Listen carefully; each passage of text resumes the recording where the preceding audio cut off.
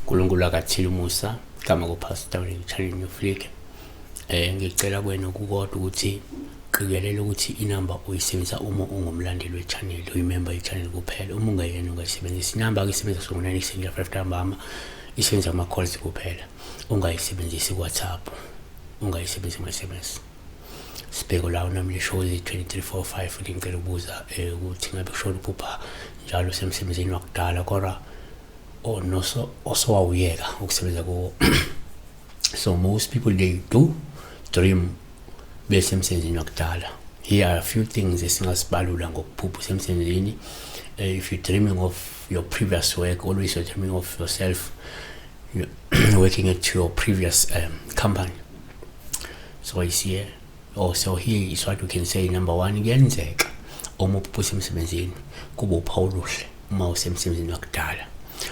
Lusho nje ukuthi ungase ubizwe sisekhona isikhala sakho kuleya nkampani. Wasisho nje ingoba vele abanye abantu kuyenzeka ukuthi uxoshiwe noma kuphela umsebenzi bese bembiza futhi makuvuleka isikhala abuyele. 2, ngokujwayelekile uma uphupha semsebenzini labo uPaul uma usemsebenzini wakudala lovamile ukuthi lukhomba ukuthi kungenzeka awusebenzi awukawuthola umsebenzi awufunayo. Impilo imile njengamanje. Wasisho nje ingoba baningi abantu uthothi abaphupha iphupho leli uthothi most abantu soke bengasebenzi. So the only thing abazoyiphupha ilo msebenzi omdala.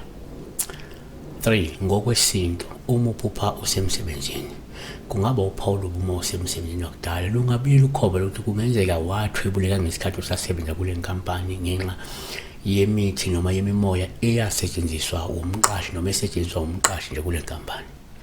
Wasisho nje ingoba kunabantu abantu abaqala inkampani most yabo baba nemisamo yabo, ngaba belungu noma abantu besintu kodwa baba nemisamo yabo, baba nemimoya abayisamonayo ey'nkampani zabo ukuze inkampani ingawe. Abanye banama-contract nanemimoya ethile njalo njalo. So kwenza ukuthi wena ngesikhathi usebenza uyathwebuleka, kuyenza ukuthwebuleka. 4, kuvamile futhi uma uphupha usemsebenzini kuba uPaul uma usemsebenzini wakudala osuke lukhomba ukuthi ngeze kudinga lokugezwa lokuhlanjulula udilizwe ithunzi lalo msebenzi ngoba ungenze umqashi wayo umuntu owayethwele futhi le thunzi lizokulandela lenza ke kube nzima ukuthi uthole omunye umsebenzi. Ujula ngenzeka udinga nje imkhuleko namandla ukuthola deliverance noma udinga ukuhlanjulwa ngokwesintu. Number 5, uma uphupha usemsebenzini kuyaba uPaul uhle uma usemsebenzini wakudala.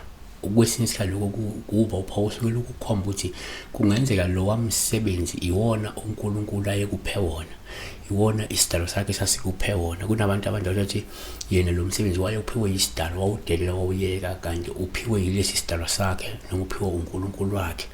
So uzoloke uphupha ke lo msebenzi ngithi iwona lo kwakuyisinkwa ababemphe sona sokuphila waduba udelela wayawena indawo. Siyabonga kakhulu besibheka ukuphupha your previous work or your previous company or your previous employer or sebenza.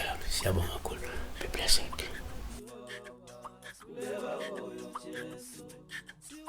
When